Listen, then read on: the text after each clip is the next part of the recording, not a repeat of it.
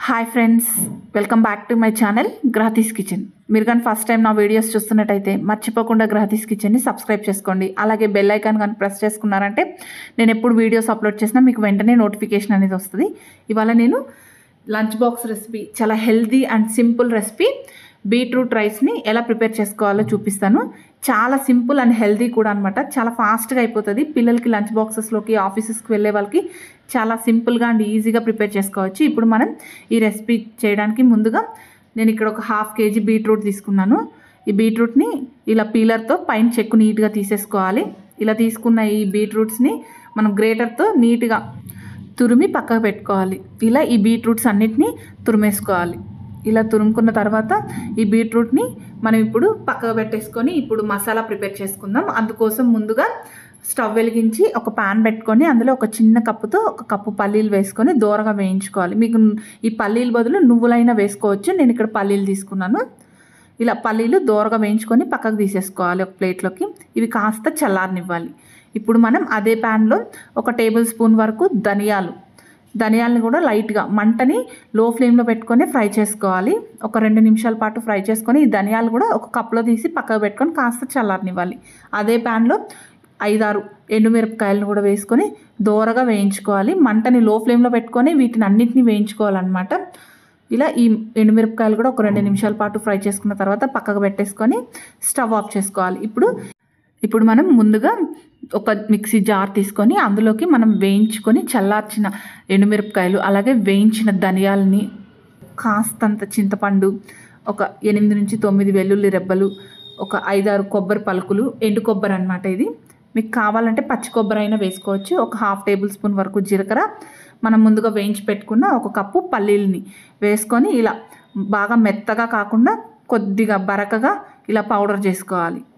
ఇలా పౌడర్ చేసుకొని ఈ పౌడర్ని పక్కకు పెట్టేసుకోవాలి. ఇలా ఈ పౌడర్ రెడీ చేసేసుకొని మనం బీట్రూట్ తురిమి పక్కకు పెట్టేసుకున్నాం కాబట్టి 2 నిమిషాల్లో మనకు బీట్రూట్ రైస్ అనేది రెడీ అయిపోతుంది. ఇప్పుడు స్టవ్ వెలిగించుకొని వేరే ప్యాన్ పెట్టుకోవాలి. ప్యాన్లో ఆయిల్ కానీ మీకు కావాలంటే నెయ్యి అయినా వేసుకోవచ్చు, లేదంటే 1/2 ఆయిల్ 1/2 నెయ్యి అయినా వేసుకోవచ్చు. ఇలా ఆయిల్ అనేది కొద్దిగా వేడెక్కిన తర్వాత ఆవాలు, జీలకర్ర, మినపప్పు, శనగపప్పు వేసుకొని లైట్గా గోల్డెన్ బ్రౌన్ కలర్ వచ్చే వరకు ఈ పప్పులు అనేవి ఫ్రై చేసుకోవాలి.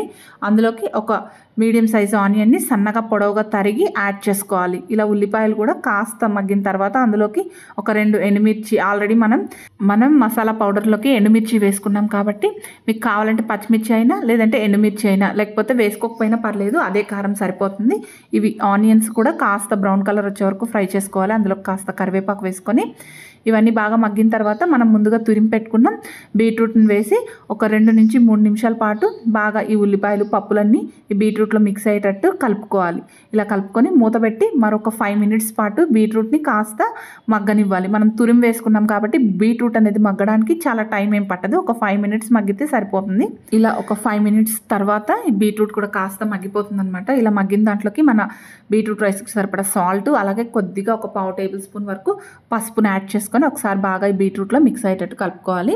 ఇప్పుడు నేను ఆల్రెడీ ఇక్కడ ఒక 1/2 గ్లాస్ రైస్ని, బియ్యాన్ని కడిగి ఉడికించి పక్కకు పెట్టుకున్నాను అనమాట. ఆ రైస్ని ఇందులోకి యాడ్ చేసుకుంటున్నాను. ఒక 2కి సరిపోయేంత రైస్ని యాడ్ చేశాను నేను.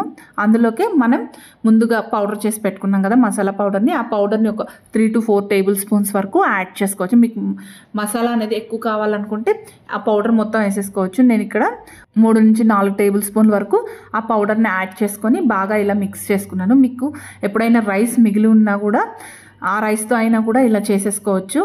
ఇలా బాగా మిక్స్ చేసుకోవాలి. ఒక 2 నిమిషాల పాటు ఆ రైస్కి బీట్రూట్ పట్టి కొద్దిగా వేడెక్కిందంటే మనకు బీట్రూట్ రైస్ అనేది రెడీ అయిపోతుంది అనమాట. ఈ రైస్ అనేది చాలా హెల్దీ, అలాగే పిల్లలు కూడా చాలా ఇష్టంగా తింటారు. ఇలా చేసి పెట్టామంటే మనకు లంచ్ బాక్సెస్లో కూడా చాలా సింపుల్గా, ఫాస్ట్గా అయిపోతుంది. ఈ బీట్రూట్ రైస్ చూడడానికి కూడా చాలా కలర్ఫుల్గా ఉంటుంది.